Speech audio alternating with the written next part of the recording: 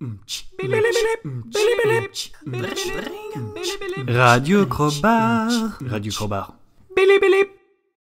Salut tout le monde, ici Monsieur Crowbar. Bienvenue sur Radio Crowbar, l'émission où on parle de tout et de rien, mais où on a toujours quelque chose à dire. J'ai souvent remarqué que quand je fais un projet, je passe par plusieurs étapes. C'est tout un processus créatif et j'ai envie d'en parler avec vous. Alors c'est parti. Lorsqu'on commence un projet créatif en solo, que ce soit un projet de BD, d'illustration, d'animation, ou même musical, peu importe, on passe par plusieurs phases. La phase 1 s'appelle l'idée, ou la naissance. Elle est très courte et peut arriver n'importe quand. Imaginez, vous êtes dans votre salon et paf, une idée vous vient. Du coup, la première chose à faire, c'est de l'écrire. Si vous ne l'écrivez pas, vous risquez de l'oublier. Alors c'est très important, quand vous avez une idée, écrivez-la, peu importe si elle soit bonne ou mauvaise. Après avoir écrit votre idée et décidé de la mettre en application, votre idée vous plaît, vous êtes motivé et plein d'énergie pour la réaliser. Profitez-en car malheureusement, cette phase ne dure pas très longtemps. En effet, au bout d'un certain temps, vous arrivez à la phase 3, le doute. Un doute s'installe en vous et vous remettez en question tout ce que vous avez fait. Il va vous falloir de la détermination et du courage pour braver cette étape. Vous pouvez toutefois montrer ce que vous faites à vos proches, cela vous rassurera peut-être et vous aidera à surmonter tout ça. Cette phase est nécessaire pour votre évolution et c'est tout à fait normal de se remettre en question. C'est dur mais il faut y passer. Après vous être remis en question, vous êtes de nouveau sur les rails et vous accédez à la phase 4, la lutte. Cette phase est sans doute la plus longue et la plus difficile. C'est là que vous allez devoir réaliser votre projet jusqu'au bout. Et la route pour y arriver sera semée d'obstacles. Procrastination, perte de motivation, perte de confiance en soi, envie de tout arrêter, le doute à nouveau, oui je sais je chante faux, etc. etc. Alors voici quelques conseils.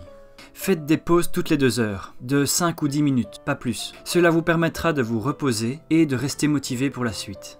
Conseil numéro 2. Fixez-vous de petits objectifs.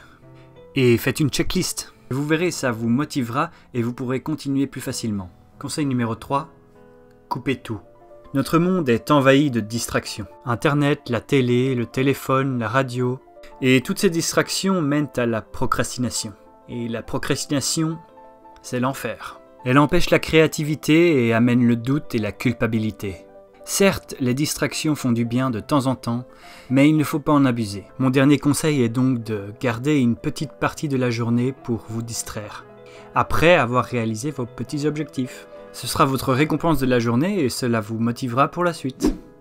Et nous voilà enfin à la phase 5, la récompense. Ça y est, vous avez fini votre projet et vous pouvez enfin le montrer à votre famille et à vos amis. Vous aurez alors des critiques, soit positives, soit négatives, soit constructives.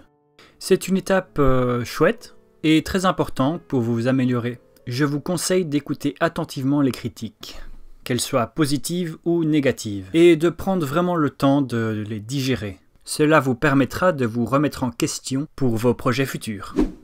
Voilà, c'est la fin de cette vidéo et nous voici à l'instant pub. Dans cet instant pub, aujourd'hui, j'ai envie de parler de Foxy. Foxy est un YouTuber qui a commencé sa chaîne en 2014. Sa chaîne se concentre principalement sur la culture des jeux vidéo. Vous y retrouverez donc des tests, mais aussi l'historique de certains jeux vidéo, ainsi que les artistes qui se cachent derrière. Je vous recommande d'ailleurs la vidéo sur GTA. Elle est concise et vraiment intéressante. Inspirée par d'autres YouTubers qui ont fait leurs preuves, tels que Poisson Fécond et Paul vous raconte, Foxy a trouvé un style qui se démarque des autres youtubeurs gaming. Et pourtant sa chaîne n'a que 192 abonnés. Je vous mets ici un petit extrait pour que vous vous rendiez compte du personnage. Déjà, quand j'ai commencé à construire la ville, j'ai directement pensé à mettre des maisons de riches. Parce que l'argent, c'est important, hein. Faut pas l'oublier. Puis tout de suite derrière, les zones industrielles et commerciales. Pour le coup, au début, je leur ai tout donné, hein. Commissariat, école, électricité, ils avaient tout. Ils pouvaient pas se plaindre. Ben, ils étaient plutôt heureux, hein. Puis un jour, mon conseiller débarque dans le bureau.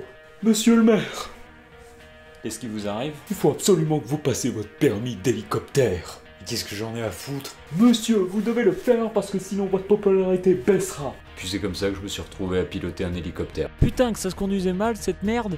Putain, ça partait dans tous les sens, bordel. Eh oh, je suis pas pilote d'hélico, moi. C'est par là. C'est par là. Puis 2 jours plus tard, Monsieur, Il faut que vous passiez votre permis. Et c'est là que j'ai compris qu'il me prenait pour un con.